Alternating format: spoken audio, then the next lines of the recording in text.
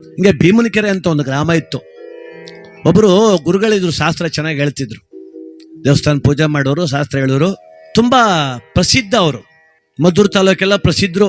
ಎಲ್ಲ ಬರೋರು ಜನ, ಅವನವ್ರ ಕಷ್ಟ ಎಲ್ಲಡಿಕೆ ಮೇಲೆ 10 ರೂಪಾಯಿ 5 ರೂಪಾಯಿ ಇಡೋರು, ಅವ್ರ ಕಷ್ಟ ಹೇಳೋರು, ಗುರುಗಳ ಪರಿಹಾರ ಹೇಳೋರು. ಏನೋ ಅವ್ರ ಮಾತಿಂದ ಎಷ್ಟೋ ಜನರ ಮನಸ್ಥೈರ್ಯ ಜಾಸ್ತಿ ಆಗ್ತಿತ್ತು.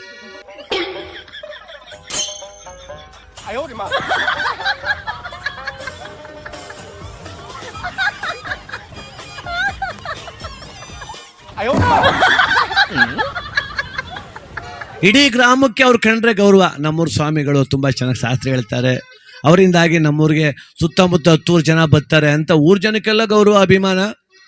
ಆದ್ರೆ ಈ ಗುರುಗಳ ಮನೆ ಪಕ್ಕ ಒಂದು ಮನೆ ಇತ್ತು. ಆ ಮನೇಲಿ ಒಬ್ಬ ಹುಡುಗ ಇದ್ದ.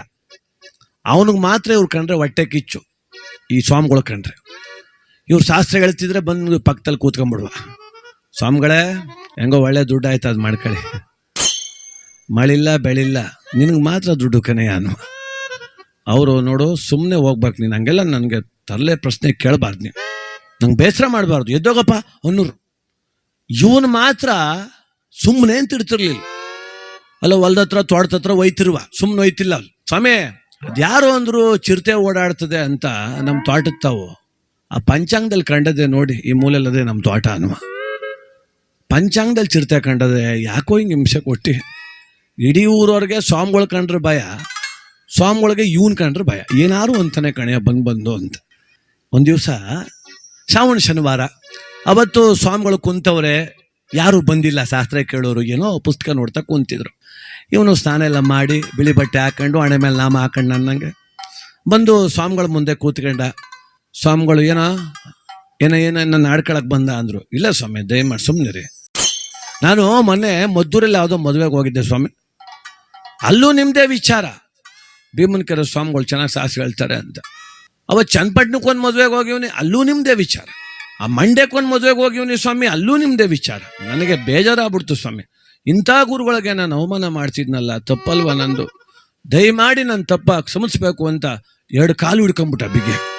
ಅವ್ರು ಆಯ್ತು ಹೇಳೋ, ಎದೋಳ ಮೇಲೆ ಕೇಳೋ, ಕೂತ್ಕೊಳ್ಳೋ, ಆಯ್ತು ಬಿಡೋ, ಕ್ಷಮಿಸ್ಬಿಡಿ ಸ್ವಾಮಿ, ಕ್ಷಮಿಸಿದ್ದೀನಿ ಸುಮೀರಪ್ಪ ಅಂದರು. ಆಯಿತು ಸ್ವಾಮಿ, ಹೆಂಗೂ ಬರೋದು ಬಂದೇವನಿ, ನನಗೊಂದು ಮಾತು ಶಾಸ್ತ್ರ ಹೇಳ್ಬೇಕು ನೀವು ಅಂದು. ಕೇಳಪ್ಪ ಅಂದರು. ಜೇಬಿನ ಜಲಡಕ್ಕೆ ತೆಗೆದ, ಮ್ಯಾಲೆ 100 ರೂಪಾಯಿ ನೋಟ್ ಇಟ್ಬಿಟ್ಟ.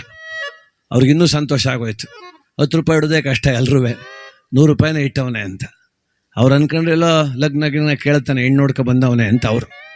ಸ್ವಾಮಿ, ನಾನು ಒಂದೇ ಪ್ರಶ್ನೆ ಕೇಳ್ತೀನಿ, ನೀವು ಒಂದೇ ಉತ್ತರ ಕೊಟ್ಬಿಡಿ, 100 ರೂಪಾಯಿ ನಿಮಗೆ ಅಂದ. ಗೊತ್ಕೊಂಡು ಹೇಳಯ್ಯ, ಮುಂದೆ ಇಟ್ಮೇಲೆ ನನಗೆ ಅಲ್ವಾ ಅಂದರು. ಆಮೇಲೆ ಹೇಳೋಕ್ಕಾಗಲ್ಲ ಅನ್ಬಾರ್ದು, ದಯಮಾಡಿ ನೀವು ಅಂದ. ಅಲ್ಲ ಕಣೋ, ನೀವು ಬಂದಿರೋದೇ ಶಾಸ್ತ್ರ ಕೇಳೋಕೆ, ನಾನು ಕುಂತಿರೋದೇ ಶಾಸ್ತ್ರ ಹೇಳಲಿಕ್ಕೆ, ಯಾಕೆ ಹೇಳೋದಿಲ್ಲ ಅನ್ಲಿ, ಕೇಳು ಅಂದರು. ಏನೂ ಇಲ್ಲ ಸ್ವಾಮಿ, ನಾನು ಮಧ್ಯಾಹ್ನಕ್ಕೆ ಏನು ಊಟ ಮಾಡ್ತೀನಿ ಅಂತ ಸ್ವಲ್ಪ ಪಂಚಾಂಗ ನೋಡಿ ಹೇಳಿ ಅಂದ. ಅವರು, ಇದು ಯಾವ ಸೀಮೆ ಶಾಸ್ತ್ರನೋ ಇದು? ಅಲ್ಲ, ನೀನು ಮಧ್ಯಾಹ್ನಕ್ಕೆ ಏನು ಊಟ ಮಾಡ್ತೀಯ ಅಂತ ನನಗೇನಪ್ಪ ಗೊತ್ತು ಅಂದರು.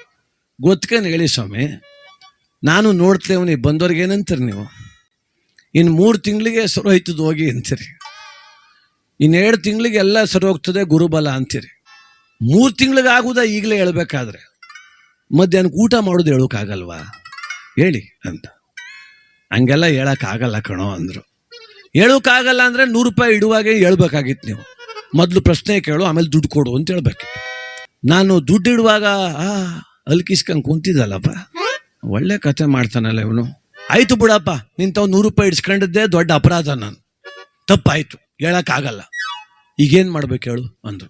ಏನೂ ಇಲ್ಲ, ನಾನು ಯಾರಿಗೂ ಹೇಳೋದಿಲ್ಲ, 100 ರೂಪಾಯಿನ ಜೊತೆಗೆ 900 ರೂಪಾಯಿ ಸೇರಿಸ್ಕೊಟ್ಬಿಡು, ಹೊಂಟೈತೀನಿ ಅಂದ. ಅವರು, ಇವನು ಶಾಸ್ತ್ರ ಕೇಳೋಕೆ ಬಂದಿಲ್ಲ, 1000 ರೂಪಾಯಿ ಹೊಡಿಗೆ ಬಂದವನೇ.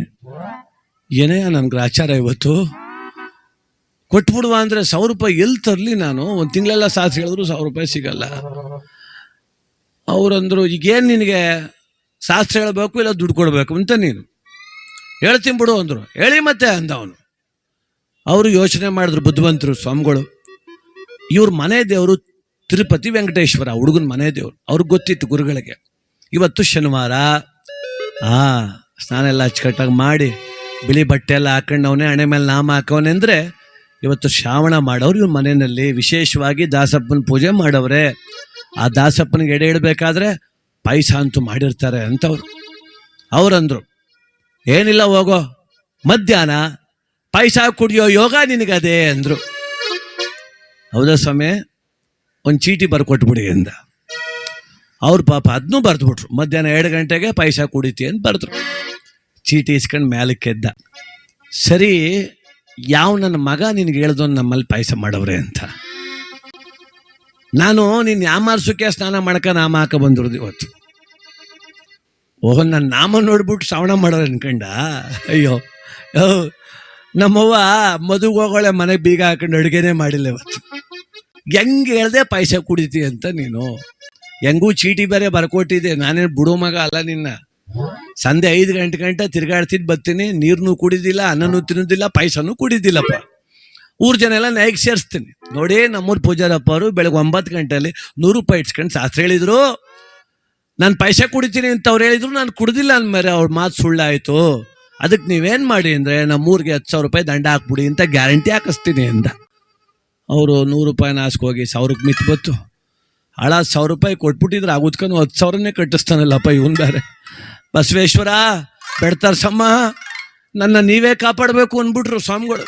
ನೀವೇ ಕಾಪಾಡಬೇಕು, ನಾನೆಲ್ಲ ಹೇಳಿರು ಶಾಸ್ತ್ರ ನೀವು ಅಂದ್ರೆ ಅವರು. ಆಯಿತು, ಮುಗೀತು. ಇವನು ಹೋದ್ರು ಒಯ್ತಿದ್ದ. ಅಲ್ಲಿ ಪಕ್ಕದ ಮನೆಯಲ್ಲಿ ಸ್ನೇಹಿತ ಇದ್ದೆ, ಅವನ ಸ್ನೇಹಿತ. ಅವನು ಬಾರೋ ಊಟ ಮಾಡೋ ಬಾಗುರು ಅಂದ. ಏನು ಮಾಡಿದ್ದೀರಿ ಅಂದೆ ಅವನು. ಏನಿಲ್ಲ, ಇವತ್ತು ಪಾಯಸ ಮಾಡಿ ಬಾ ಕುಡಿಯಿಂದ. ಅಯ್ಯಯ್ಯಪ್ಪ, ಇವತ್ತು 5,000 ಕೊಟ್ಟರು ಕುಡಿದಿಲ್ಲ ಅಂದ. ಆಯ್ತು ಬಿಡಪ್ಪ. ಇನ್ನೊಂದು ಸ್ವಲ್ಪ ದೂರ ಮುಂದೆ ಬಂದ, ಅಲ್ಲಿ ದೊಡ್ಡಪ್ಪನ ಮನೆ. ಬಾಕಂದ ಊಟ ಮಾಡು. ಏನು ದೊಡ್ಡಪ್ಪ ವಿಶೇಷ? ಶ್ರವಣ ಮಾಡಿ ಪಾಯಸ ಮಾಡಿ ಬಾರೋ, ಚೆನ್ನಾಗದೆ ಕುಡಿಯೋ ಅಂದ್ರು. ಊರೊಳಗಿದ್ರೆ ಸರೋಗೋದಿಲ್ಲ ಅಂತ ಊರಿಂದ ಆಚೆಗೆ ಬಂದ. ಅಲ್ಲೊಂದು ದೊಡ್ಡ ಆಲ್ಮರ ಇತ್ತು, ಕೂತ್ಕೊಂಡ್ಬಿಟ್ಟ ಮೇಲೆ. ಸಂಜೆ ಗಂಟೆ ಕೂತಿದ್ದೋಮ ಅಂತ. ಅರುಳ್ನಳ್ಳಿ ಬೀರಪ್ಪನ ಜಾತ್ರೆ ನಡೀತಿತ್ತು. ಜಾತ್ರೆಗೆ ಬಂದಿದ್ರೆ ಯಾರೋ ಬೆಂಗಳೂರು ಕಡೆ ಬಿಡದಿ ಕಡೆಯವರು. ಅವರು 12:30 ಸಮಯ ಗಾಡಿ ಕಟ್ಕೊಂಡು ಹೋಯ್ತವ್ರೆ ರೋಡಲ್ಲಿ. ಇವನು ಕುಂತಿದ್ನಲ್ಲ ಮರ, ಆ ಮರದ ನೆರಳು ತುಂಬ ಚೆನ್ನಾಗಿತ್ತು. ಗಾಡಿ ತಂದು ಆ ಮರದ ಕೆಳಗೆ ಬಿಟ್ರು ಅವರು, ಬಿಸಿಲು ಅಂತ. ಇವ್ನು ನೋಡ್ದ, ಮ್ಯಾಲೆ ಕುಂತವ್ನು. ಇವ್ನು ಕುಂತಿರೋದು ಅವ್ರಿಗೆ ಗೊತ್ತಿಲ್ಲ, ಅವನಿಗೆ ಮಾತ್ರ ಅವ್ರು ಬಂದಿರೋದು ಗೊತ್ತು. ಯಾರಪ್ಪ ಇವರು ಇಲ್ಲಿಗೆ ತಂದ್ಬಿಟ್ಟು ಅವ್ರ ಗಾಡಿ ಎಲ್ಲ ಅಂದ್ರು. ಒಬ್ಬ ಅಂದೆ, ಹಸು ಎಲ್ಲ ನಗರ್ತವೆ ಕಣಪ್ಪ, ನೀರು ಕುಡಿಸೋ ಎತ್ತುಗಳಿಗೆ, ಕಟಾಕಪ್ಪ ಹುಲ್ಲಾಕೋ. ಇನ್ನೊಬ್ಬ ಅಂದ, ಅಣ್ಣ ಸಮಯ ಅದೇ, ಅಡುಗೆ ಮಾಡ್ಬಿಡ್ಮ, ಊಟ ಮಾಡ್ಕೊಂಡೋಮ್ಮ ಅಂದ. ಇನ್ನೊಬ್ಬ ಅಂದ, ಸಮಯ ಅದೇ ಅಂತೀಯ ಕಣೋ, ಅಡುಗೆ ಮಾಡ್ತಾ ಕುಂತ್ಕೊಂಡ್ರೆ 4 ಗಂಟೆ ಆಯ್ತದೆ, ಊರಿಗೆ ಹೋಗೋದು ಯಾವಾಗ ಅಂದ. ಅದಕ್ಕೆ ಇನ್ನೊಬ್ಬ ಬುದ್ಧಿವಂತ ಅಂದ, ಏನು ಬೇಡ, ಒಂದು ಕೆಲಸ ಮಾಡಿ, ಬೆಲ್ಲ ಅದೆಲ್ಲ ಪಾಯಸ ಮಾಡಿಬಿಡಿ, ಕುಡ್ಕೊಂಡು ಹೊಂಟೋಮ್ಮ ಅಂದ. ಈ ಮರದ ಮೇಲೆ ಕುಂತ್ರು ಮಲಗರು ಬಂದಂಗೆ ಆಗ್ಬಿಡ್ತು. ಇದ್ಯಾವ ಪಾಯಸವಪ್ಪ ಹಿಂಗಡೆ ಬತ್ತದು ಹುಡಿಕೊಂಡು, ಇವರೆಲ್ಲೂ ಜಾಗಿಲ್ಲ ಅಂತ ಇಲ್ಲಿಗೆ ಬಂದವ್ರೆ ಅನ್ಕಂಡ. ಏನಂಗಾರ ಮಾಡ್ಕೊಳ್ಳಿ ಅಂತ ಅವ್ನು ಕುಂತವನೆ. ಪಾಯಸ ಮಾಡಿದ್ರು ಎಲ್ಲ ತಟ್ಟೆಗೆ ಹಾಕಂಗೆ ಕುಡಿಬೇಕು ಅಂತ ಕುಂತವ್ರೆ. ಸ್ವಲ್ಪ ಬಿಸಿ ಇತ್ತು. ಅಷ್ಟರಲ್ಲಿ ದೂರದಲ್ಲಿ ಕುದುರೆ ಬತ್ತರಂಗೆ ಶಬ್ದ ಕೇಳ್ಬಿಡ್ತು, ಕುದುರೆ ಶಬ್ದ. ಹಬ್ಬ ಅಂದಲೇ ಕುದುರೆ ಶಬ್ದ ಕೇಳ್ತಾ. ಅದಕ್ಕನೋ ಕಳ್ರು ಬರ್ಬೋದು, ಎಲ್ಲ ಕಟ್ರಪ್ಪ, ಗಾಡಿ ಕಟ್ಟಿದ್ರು. ಆ ಅಡುಗೆ ಸಾಮಗ್ರಿ ಎಲ್ಲ ತುಂಬಿದ್ರು, ಎಲ್ಲ ಗಾಡೀಲಿ ಕುಂತ್ಕೊಂಡ್ರು. ಪಾಯಸದ ತಪ್ಪಲೆ ಮುಡ್ತಾನೆ, ಬಿಸಿ ಮುಟ್ಟಕ್ಕೆ ಆಗ್ತಿಲ್ಲ. ಒಬ್ಬ ಅಂದ, ಅದು ಹಾಳಾಗಿ ಹೋಗ್ಲಿ ಪಾಯಸ, ಬಾರೋ ಮಾರೇ ಅಂದ. ಎಲ್ಲ ಹೊಂಟೋದ್ರಿ ಇವ್ರು. ಪಾಯಸದ ತಪ್ಪಲೆ ಒಂದು ಅಲ್ಲದೆ. ಕಳ್ಳರು ಬಂದರು, ಮರದ ಕೆಳಗೆ ಯಾರು ಇಲ್ಲ, ಪಾಯಸದ ತಪ್ಪಲೆ ಅಲ್ಲದೆ. ಒಬ್ಬ ಅಂದ, ಕದಿಯೋಕ್ಕಂತೂ ಏನೂ ಸಿಗ್ಲಿಲ್ಲ, ಈಗ ಈ ಪಾಯಸ ಕುಡಿದ್ಬಿಟ್ಟು ಹೊಂಟೋಗುವ ಅಂದ. ಇನ್ನೊಬ್ಬ ಅಂದ, ಸ್ವಲ್ಪ ನಿಲ್ಲು, ಪಾಯಸ ಸುಮ್ಮನ್ ಬಿಟ್ಟು ಹೋಗವ್ರು ಅವರು. ಕಳ್ಳರು ಕುಡಿದು ಸತ್ತೋಲಿ ಅಂತ ಒಳಗೆ ವಿಷ ಹಾಕವ್ರೆ, ಕುಡಿಬಾರ್ದು ಅಂದ. ಹೌದಲ್ವಾ? ಇನ್ನೊಬ್ಬ ಅಂದ, ಅಲ್ಲ, ಒಳಗಡೆ ವಿಷ ಹಾಕಿದ ಮೇಲೆ ಕಳ್ಳರು ಕುಡ್ದಾರೋ ಇಲ್ವೋ ನೋಡ್ಕೊಂಡು ಬಾ ಅಂತ ಯಾರನ್ನಾದ್ರೂ ಇಲ್ಲಿ ಬಿಟ್ಟು ಹೋಗಿರ್ತಾರ ನೋಡು ಅಂದ. ಸುತ್ತ ಹುಡುಕ ಬರ್ತಾರೆ, ಯಾರೂ ಇಲ್ಲ. ಒಬ್ಬ ತಲೆ ಎತ್ತು ನೋಡ್ತಾನೆ, ಇವನು ಕುಂತವನೆ. ಎಳಿಯ ಕೆಳಗೆ ಅಂದ್ರು. ನಾನು ಇಳಿದಿಲ್ಲ ಅಂದ. ಕಲ್ ತಗೊಂಡು ಹೊಡಿಯ ಇಳಿತಾನೆ ಅಂದ. 2 ಕಲ್ ತಗೊಂಡು ಹೊಡೆದ್ರು. ಬತ್ತೀನಿರಪ್ಪೋ ಅಂದ. ಮೆಲ್ಲಿಗೆ ಇಳ್ದ. ಏನಣ್ಣ ಅಂದ. ಕುಡಿ ಪಾಯಸನ ಅಂದ್ರು. ಟೈಮ್ ನೋಡ್ತಾನೆ, ಸರಿಯಾಗಿ 2 ಗಂಟೆ. ಅಪ್ಪ, ನೀವು 2 ಗಂಟೆಗೆ ಸರಿಯಾಗಿ ಬಂದಿದ್ದೀರಲ್ಲಪ್ಪ, ನಮ್ಮೂರು ಸ್ವಾಮಿಗಳು ಶಾಸ್ತ್ರ ಬಿಟ್ಟವ್ರೆ ಕಣಪ್ಪ, ನಾನು ಪಾಯಸ ಕುಡಿಯಂಗಿಲ್ಲ ಅಂದ. ಅವೆಲ್ಲ ಬೇಕಾಗಿಲ್ಲ, ಕುಡಿಬೇಕಷ್ಟೇ ಈಗ ಅಂದ್ರು. ನಾನು ಕುಡಿದಿಲ್ಲ ಕಣ್ರಿ ಅಂದ.